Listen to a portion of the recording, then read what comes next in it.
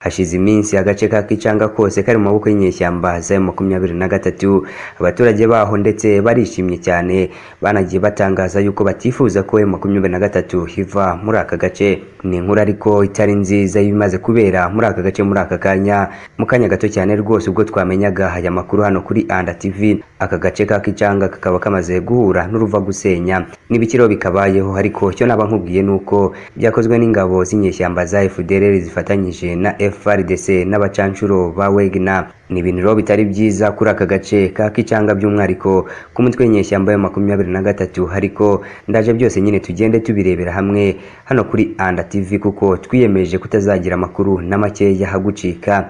Ni warakoze subscribe, warakoze cyane, kuko ntuzabyicuza tukugereza amakuru ku gihe, amakuru nyine ugomba kumenya. Mbere gato ariko yuko nkubwira ibyabaye kuri aka gace ka Kicanga, reka maze nkubwire indi nkuru ikomeje kugenda higarukwaho y'umujenerali wo mu ngabo za FARDC wari umaze iminsi nawe agaragaza yuko agomba guhangana n'umutwe w'inyeshyamba ya 23 ngo ndetse kari we wenyine ugomba kutsinsura. Ubu ngubu yamaze kugenda afatirwa ibyemezo bikomeye cyane.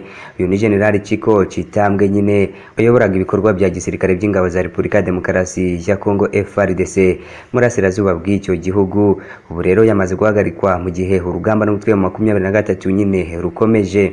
Uyu musirikare yari umwe mu bizerwa cyane ba Perezida Felix Tshisekedi, kuko yari umugaba mukuru w'ingabo za FARDC ushinzwe ibikorwa. Amakuru yatangajwe rero na Media Congo avuga ko uyu musirikare yazize ikosa rikomeye cyane ryakozwe na FARDC rigiriwe abasirikare bayo ku rugamba. Ntabwo ariko iryo kosa riremezwa neza mu buryo budasubirwaho, ariko hakekwa igitero cy'indege ya FARDC cyo ku itariki ya 9 Gashyantare cyahitanye abakomando bagera kuri 220.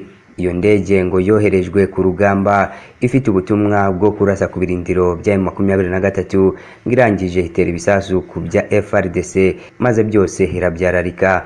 Icyo gerongo nk'umuyobozi w'ibikorwa bya gisirikare yagombaga kubiryozwa. Amakuru avuga ko General Frank Tumba wari umujyanama wa Perezida Tshisekedi mu bya gisirikare ngari we wahise umusimbura. Uru rugamba rwa FARDC na M23 rukomeje gukora ku basirikare ba leta ya Kongo, aho benshi bakomeje gukatirwa urwo gupfa bashinjwa guhunga urugamba cyangwa gutuma ingabo za leta zitsindwa. M23 ikigarurira uduce tumwe na tumwe. Abaheruka rero n'abasirikare 7 bo mu mutwe ushinzwe kurinda Perezida Felix Tshisekedi bari boherejwe ku rugamba bashinjwa guhunga umwanzi ubwo bari basumbirijwe muri teritwari ya Masisi hari ku itariki ya 9 Gashyantare 2023 no kwangiza ibikoresho bya gisirikare ubwo babipfushaga ubusa bagateza akavuyo n'impfu zitandukanye. Mu bindi bihe kandi abandi basirikare barimo ba koloneli 2 bafunzwe baregwa uruhare mu gutuma umujyi wabonagana ufatwa na 23, Colonel Desire Robo ndetse na Colonel Jean-Marie Diadia wa Diadia bagejejwe mu rukiko baregwa ibyaha 4 bwo guhunga umwanzi yateye, guta intwaro, gusuzugura amabwiriza no gukoresha nabi ngo umutungo ufitiye rubanda kamaro. Undi waje gufungwa n'uwitwa General Filemon Javi aregwa kugirana umubano na leta y'amahanga. Hafunzwe kandi wari umuyobozi w'ibikorwa bya gisirikare muri Ituri General Chirimwami atajyanwa muri gereza ikomeye ya Makala iri Kinshasa. Mu kiganiro heruka kugirana na RFI na France 24 New York, Perezida Felix Tshisekedi yagize ati yashinjwe na bagenzi be ko yabegereye mu izina ry'u Rwanda abasaba kuzigiraho kugira ngo M23 ngibashe gutambuka yongere gufata umujyi wa Goma. Nibyo numvise abagenza cyaha barimo kubikurikirana, nzamenya byinshi nimba nasubiye mu gihugu. Undi mujenerali ro wafunzwe hazira gufatanya na M23 n'uwitwa Colonel Serge Mavinga, ndetse amakuru aheruka havuga ko yaje kugwa muri gereza ya Ndolo. Ibyo byose rero byarushijeho kugaragaza M23 nk'umwanzi ukomeye, bavuga ko uyu mutwe ufashwa n'u Rwanda ariko rwo rukabihakana. Ibyo byarushijeho kuzamura umujinya ukomeje guturwa ingabo z'umuryango wa Afrika y'Iburasirazuba, East African Community Regional Force, zigashinjwa ko zananiwe gutera FARDC ingabo mu bitugu ku buryo hari n'abasaba ko zirukanwa.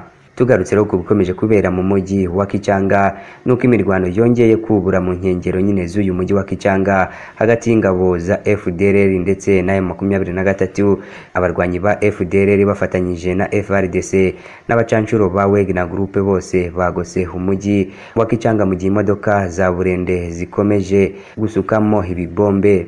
Intambara yubuye muri iki gitondo cy'uyu munsi aho bivugwa ko inyeshyamba za FDLR zifatanyije na FARDC ndetse na Wagner Group zatangije urugamba rwo kwisubiza uyu mujyi wa Kichanga.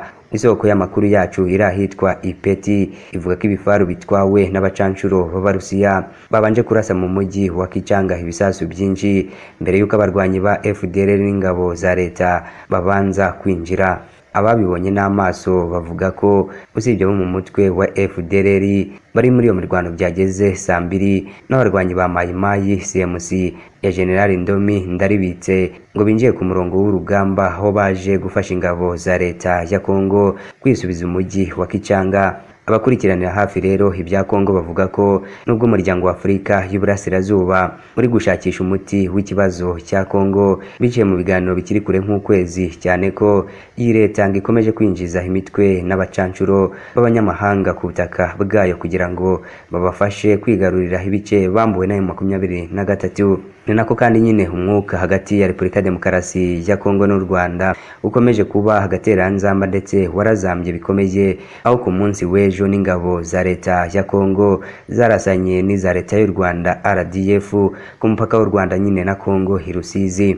Gusa ariko umuvugizi wungirije wa guverinoma y'u Rwanda Alain Mukurarinda yatangaje ko nubwo Repubulika Demokarasi ya Kongo ibinyujije mu ngabo zayo FARDC ikomeje ibikorwa by'ubushotoranyi ku Rwanda ngo nta ntambara iri hagati y'impande zombi. Ni nyuma y'uko ku munsi w'ejo abasirikare ba Kongo FARDC binjiye ku butaka butagira nyirabwo ku bihugu byombi i Rusizi maze bakarasa ku mupaka w'u Rwanda. Ingabo z'u Rwanda RDF zatangaje ko icyo gikorwa cyakozwe n'abasirikare bari hagati ya 12 na 14 ba FARDC.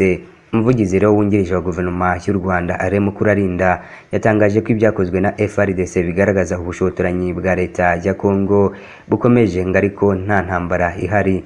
Ubwo rero yaganiraga n'ikigo cy'igihugu cy'itangazamakuru RBA kuri iki kibazo yagize ati nta ntambara ihari mbere na mbere kuko u Rwanda nta ntambara rushaka, rwarabivuze ruzabisubiramo rwemera ko iki kibazo kizakemuka mu nzira y'imishyikirano.